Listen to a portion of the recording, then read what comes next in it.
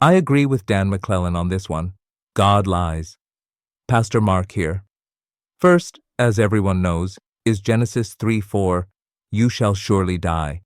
But Adam and Eve do not die. Ironically, the serpent says, "You'll surely not die."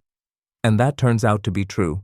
You can theologize all you want, but the text says what it says. But the clearest case is in 1 Kings 22. Ahab asks for divine guidance before battle. The prophet Micaiah has a vision where God asks his counsel, "Who will lie to Ahab so that he will die in battle?" The Holy Spirit steps up, "I will be a lying spirit in the mouths of his prophets." And God replies, "Go and do it." So if you believe in the Trinity, that's God lying, so Ahab would go to battle and be killed, which creates a problem.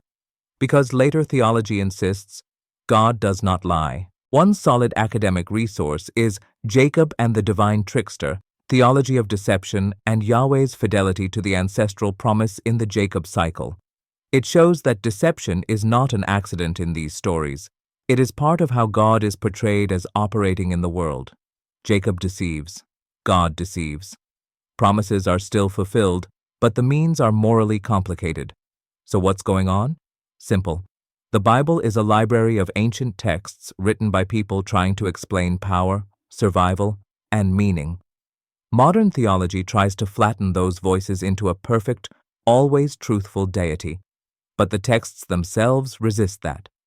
If your theology requires pretending parts of the Bible aren't there, the problem isn't the reader, it's the theology. Try humanism. Living in reason and reality. Love humanly, give humanly, and experience the human life. You know, because we're human. See you next time.